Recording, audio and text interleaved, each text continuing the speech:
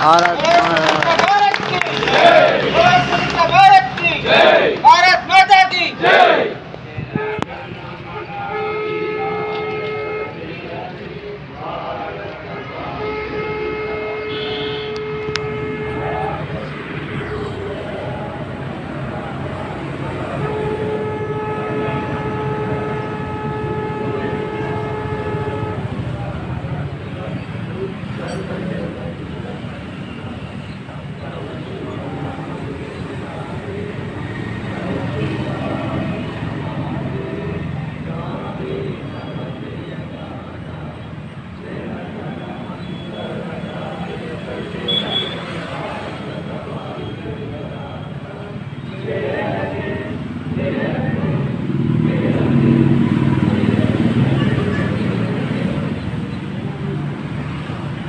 వచ్చి ఈ దేశాన్ని వాళ్ళ చేతుల్లోకి తీసుకొని భారతదేశాన్ని వాళ్ళ చేతుల్లో హస్తగతం అనేది చేసుకోవడం జరిగింది.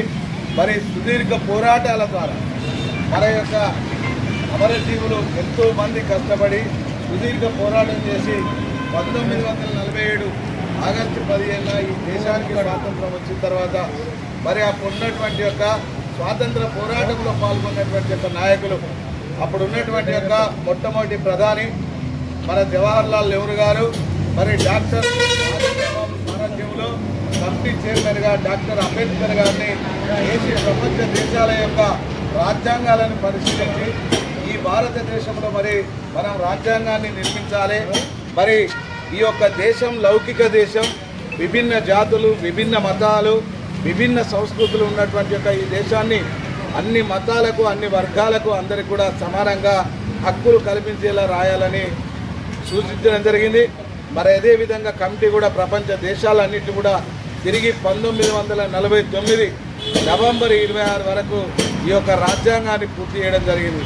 కానీ 2 నెలలు రాజ్యాంగాన్ని ఆపి మనం ఈ యొక్క రాజ్యాంగాన్ని ముసాయిదా ప్రకారం నిర్మించాలంటే, దీన్ని బలపరచాలంటే 1950 జనవరి 26 నాడు దీనికి రాజ్యాంగానికి భారతదేశం ఆమోద ముద్ర వేసి ఈ రోజు నుంచి వెళ్ళి జనవరి 26 నుంచి వెళ్ళి అన్ని వర్గాలకు కూడా వాళ్ళకి కేటాయించినటువంటి యొక్క హక్కులు, సౌకర్యాలు అన్నీ కూడా అమల్లోకి వస్తాయని తెలపడం జరిగింది.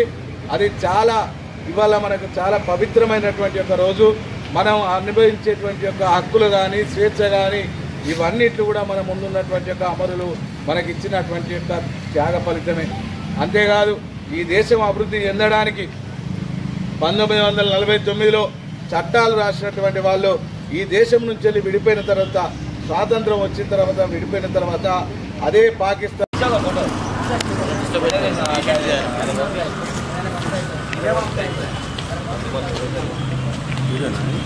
కాలంలో